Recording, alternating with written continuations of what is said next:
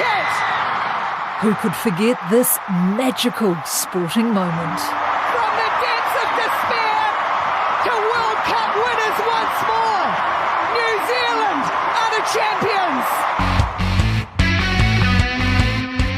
It's been 3 years since that thrilling Rugby World Cup final when the Black Ferns stole a line-out and then victory from England in the dying seconds to retain the coveted World Champions title. Now the Black Ferns are just one game away from making the final again. But to get there, this time they have to beat an in-form Canadian team early tomorrow morning.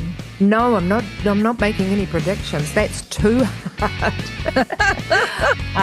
Okay, Black Ferns by 1. Kia ora, I'm Amanda Gillies, and today on The Detail, everything you need to know about the Women's Rugby World Cup. I talked to sports journalist and Locker Room founding editor Suzanne McFadden, who has been following all the action. And we discuss the shock wins and losses, the controversies, the injuries, the comebacks, the stars, and who the favourites are to win. I started by asking her if the competition is living up to the hype. I absolutely think it has, and I have loved the standard of rugby that we've seen, but also the way that the crowds have appreciated the rugby and the growth of the crowds. I mean, yeah, okay, it's Europe, so there's more people than we have in New Zealand, but people are really getting behind women's rugby in Northern Hemisphere, and it's so fantastic to see. Oh, yeah. Who have been the sort of standout teams, the standout players of the World Cup? Well, I think obviously the 4 who've made the semi-finals, the Black Ferns, Canada, England and France. But at the same time, we've seen South Africa make huge strides ahead. They didn't win a game in the last World Cup. And to get through to the quarterfinals and then keep New Zealand to 10-all in the first half. Can they score first against the Black Ferns? They go short, the reach, the cheer, the score! Incredible. So it's been great to see some of the minnows coming through, but at the same time, I think the strong teams are getting stronger, and that is a concern for World Rugby. But, you know, we're seeing some amazing players, and I've got to talk about our New Zealand players, of course. You know, Braxton Sorensen-McGee, the 18-year-old wonder kid who is turning this tournament on its head. Braxton Sorensen-McGee's quickly become a try-scoring machine. The step again! Oh, she's a player of the highest quality! The 18-year-old with her second hat-trick in 2 weeks. Pretty unreal. It's a pretty special occasion. Last pool match, and to do it in front of 30,000 people is pretty cool. And when I spoke to her before she made the Black Ferns, just the confidence of this teenager who told me that she would play for the Black Ferns, the Black Ferns Sevens and the Kiwi Ferns in her career. And, you know, that's a pretty out there statement for an 18-year-old, isn't it? But then you see her in the way that she is leading this tournament in tries. She scored 8 tries. She is leading the scoring, 52 points, because she's kicked 6 conversions. She's leading in metres carried, 383 metres. She is incredible. And, you know, she's in a way, you know, the Jonah Lomu of her time. Oh, I love that. Yeah, I can't wait to see where her career goes. And Suzanne says it's hard to go past the record-making form of Portia Woodman-Wycliffe in the tournament. This is the danger woman. This is Portia Woodman-Wycliffe. Portia Woodman-Wycliffe is not going to be stopped. And Portia Woodman-Wycliffe is in. That is try number 50, and with it history written. She moves beyond Coots, beyond Cullen, and now Doug Howlett himself. No one, man or woman, has ever scored more in the black jersey. She's the greatest try scorer. Incredible to think that she had pretty much hung up her boots after the Paris Olympics. But to come back into her 3rd World Cup and still be one of the great players in the world, it's quite astounding, eh? And she's been very solid at this tournament.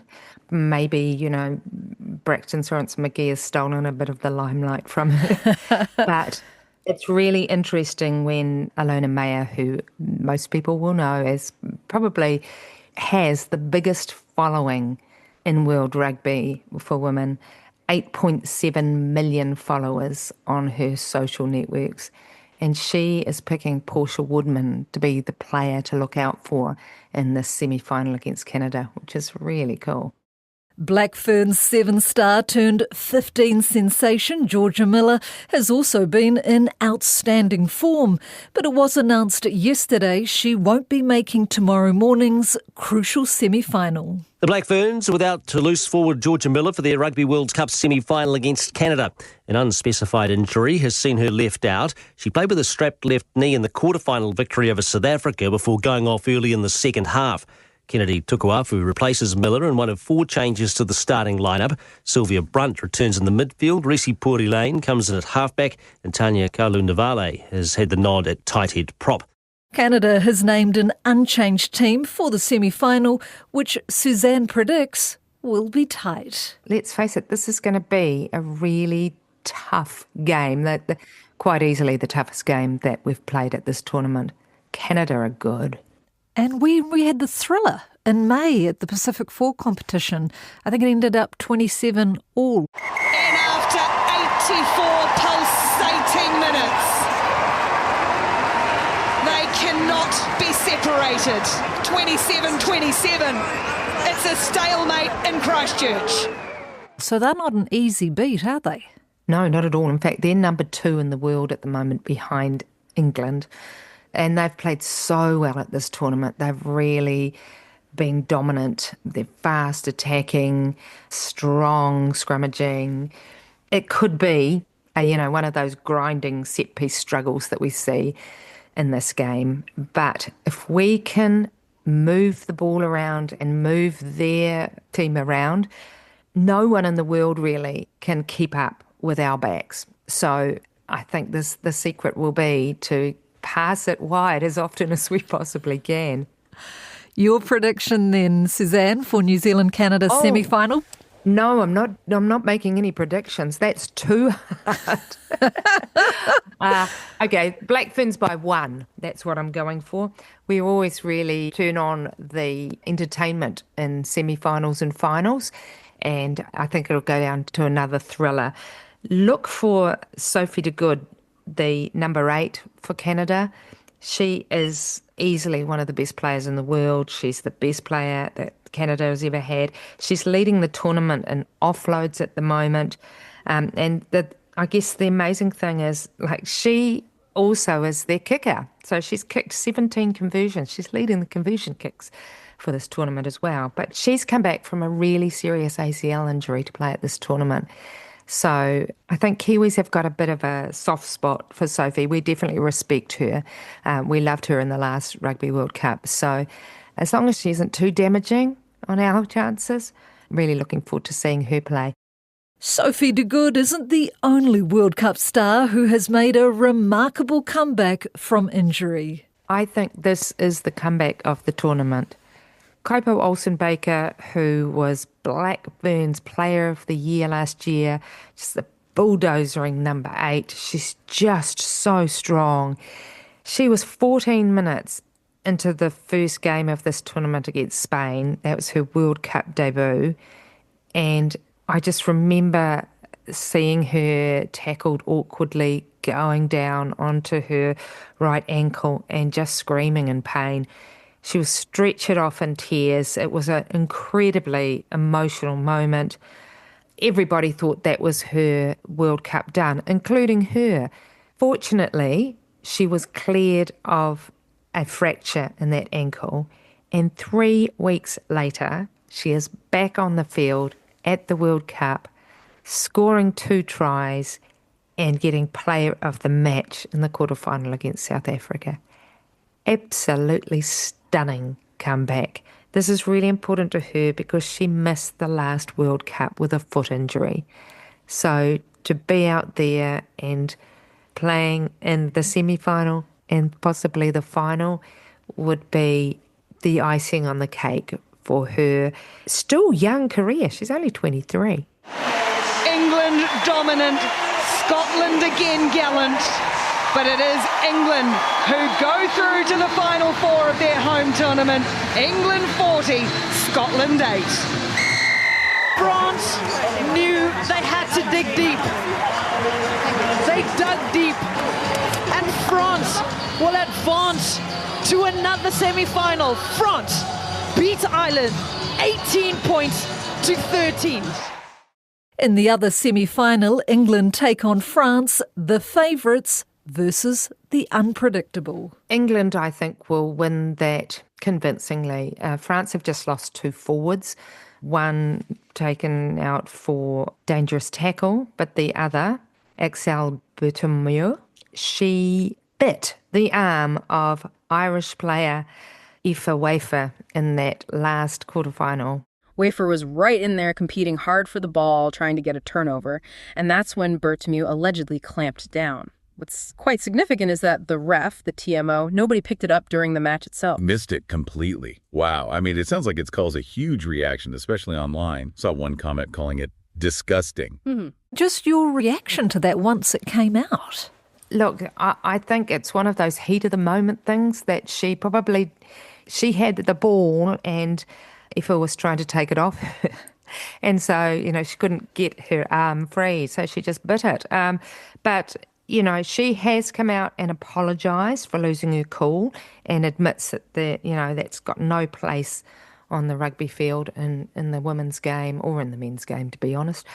It's appalling behaviour, and fortunately World Rugby did something about it after the game. But I guess the sad thing is, Ireland could have won that game. They were up 13-0 at half-time, and the French came back in the second half, and there's some contention around their last try. But I don't think we are going to see England seriously troubled in that game, which I think that England will be in the final, which obviously is what the organisers of this tournament would love. That final's already sold out, 82,000 tickets. It's going to be fantastic. The biggest women's rugby game ever. But I really do think that it will be an England Black Ferns final. A repeat of 3 years ago. So if we get the dream final, what are you anticipating? Because this time England are going to have the home crowd. Last time we had New Zealand backing our girls. What are you expecting? I think it again will be an incredible matchup if that's what we see. And look, New Zealand have won the World Cup 6 times. And there is something about that. They're the defending champions. They have played incredibly well at this tournament, though they will say they've still got a lot of work to do. Just coming back from being 10-all at half-time and then putting on one of the most incredible second-half performances I've ever seen in women's rugby to beat South Africa. Through. And there's the 6th of the second half for New Zealand. Before this tournament started, I would have said England, hands down. Yeah. Absolutely. But now just seeing the way that these women are playing, look, the leadership on the field, I think, has been a big part of the Black Ferns' success at this tournament. Co-captains Ruahei Demant, who will be playing her 50th test this weekend. She's so good. So great. And Kennedy Tukuafu, who, leads the forward pack. I love this idea of the co-captaincy. It worked in the last Rugby World Cup. Yeah, I really think we can do this. I'm going to pick that Braxton Sorensen-McGee will be the standout player of this tournament. She's already almost there, but I'm going to go that far. And she believes Braxton fills a void left by Ruby Tui, the star of the last World Cup.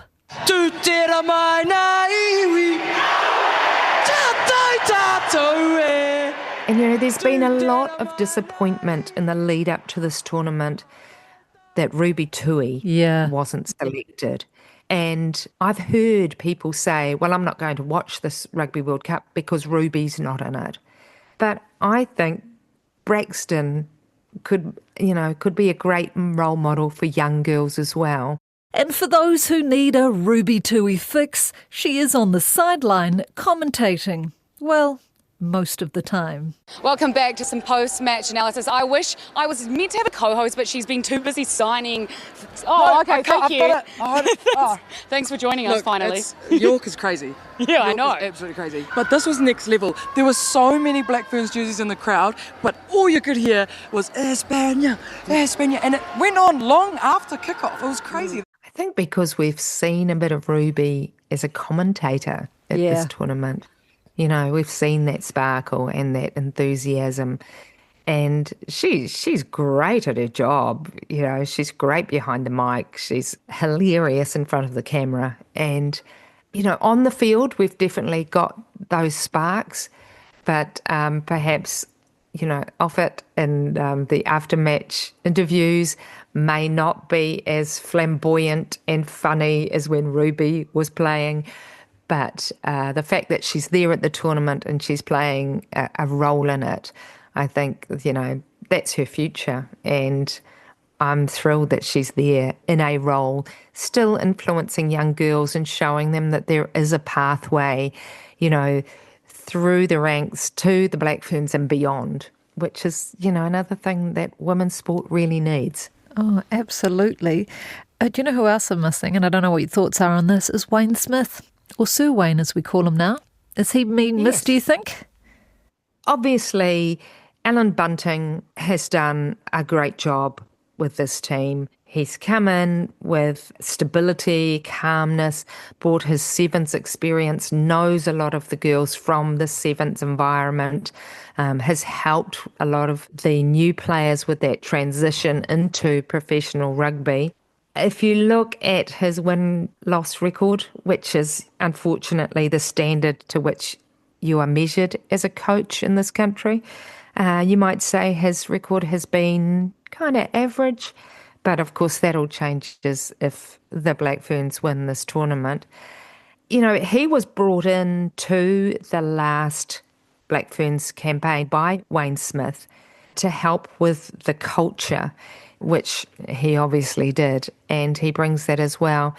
Look, Wayne Smith was with the Black Ferns before they left for this tournament, so I'm sure he passed on some more of his wonderful nuggets of knowledge. We decided to base our game on our DNA, on the fact that New Zealanders were settled by pioneers with the huge Maori influence. We changed our language. Instead of having defence and counter-attack and attack, we had Maori and Polynesian terms, so we were different to every other team. We created a uniqueness within the environment. I think being a team person is the greatest title you can have in a team, and so we made sure that we picked the right people there. I guess from a viewer's perspective, I always love listening to what he has to say, so, we're missing that. But look, I think Alan Bunting has still done his job so far. But, let's see what the next game or two games hold. And just, Suzanne, in your words, your view, just how important are our women for the mood of our nation at the moment? Because we're licking our wounds a little bit after the Warriors and the last All Blacks game. They have completely embarrassed the All Blacks. A record-breaking 43 points to 10. I think New Zealanders will be hanging on to the edge of their seats on Saturday morning at 6 a.m. We need this, the disappointment of the All Blacks and the Warriors in the last week. We really got behind this team 3 years ago.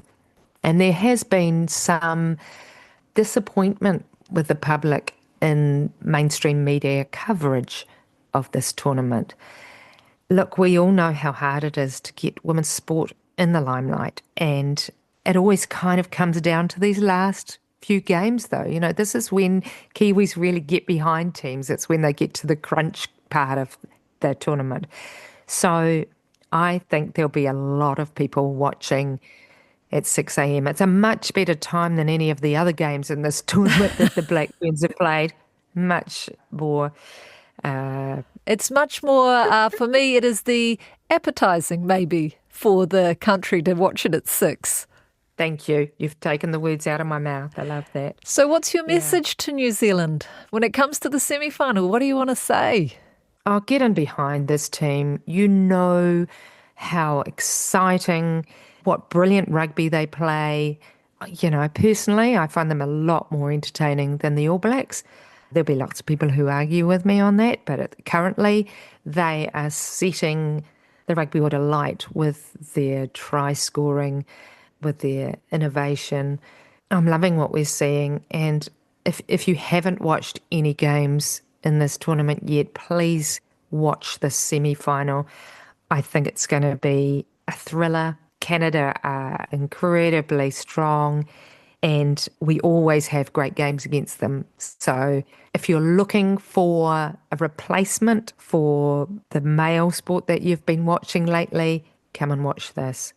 She says World Rugby has just completed comprehensive research on the women's game, and the findings are impressive. They found that 49% of fans joined rugby in the last 2 years.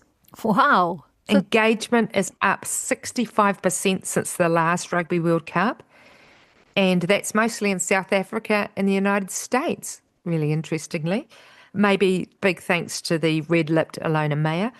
But mostly that's come from increased broadcast and digital visibility. Women are buying more merch than men do, and we're seeing a lot younger fans getting behind women's rugby. So the game is growing, especially in the Northern Hemisphere, especially in South Africa too. So I think these are really exciting times for the game, but I think that World Rugby really needs to capitalise on this growing fan base and getting in behind those teams at this tournament who did well but didn't quite make it into the final stages, making sure that their games have enough resources, have enough skilled people, especially at their grassroots and the levels, you know, going up to the international team. I just think that, rugby has this incredible opportunity right now to make the most of the women's game. And, you know, when we see 82,000 people cheering at Twickenham next weekend, that's going to blow our minds.